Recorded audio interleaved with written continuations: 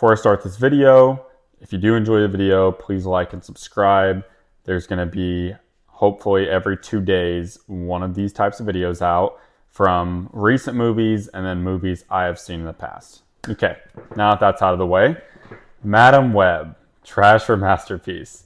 You're probably thinking, why are you even doing this? Because we all know the movie was trash.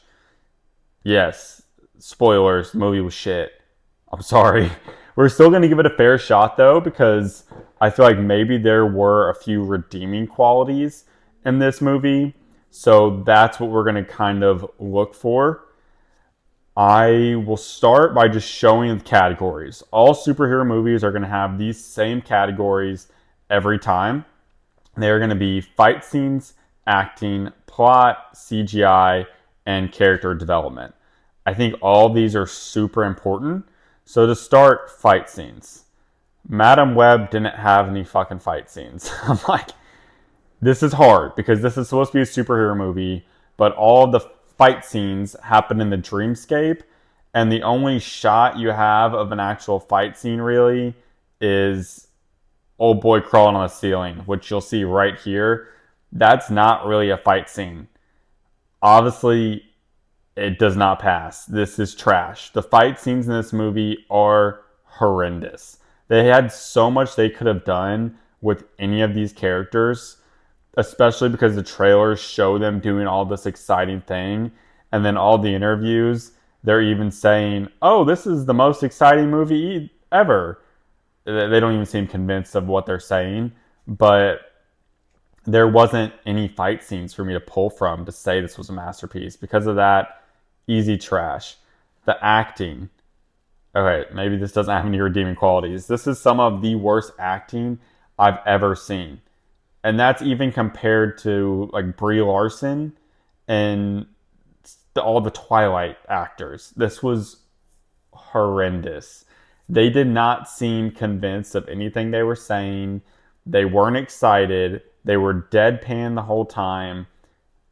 Absolutely awful. And that's the worst part about this movie. Like, people could have watched a superhero movie that turned into just a drama like this movie was, and if the acting was great, you would have still been fine with it. But because the acting was so poor, it made it completely unbearable to watch in all regards. So this will also be trash. The plot. Now the plot, man, I'm trying my best here.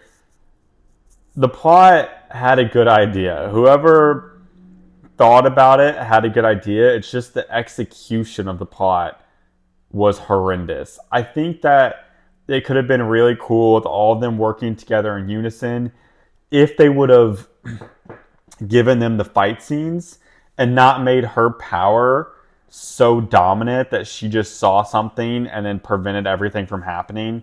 If they had made it where she wasn't in all the scenes and the other characters had to fight and use their powers they're supposed to develop later on, I think it would have been enjoyable.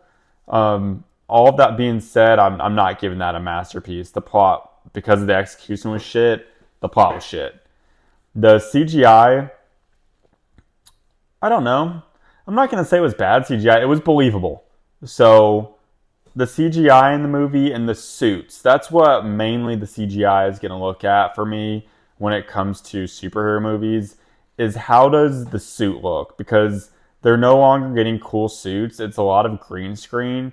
If you've seen images of the Hulk and what Mark Ruffalo looks like, that is what a lot of our superhero suits are turning into in movies. It's not the super cool suits that you used to have in the past. And the CGI wasn't bad. I'd say they did a pretty good job. I'll say the CGI was a masterpiece.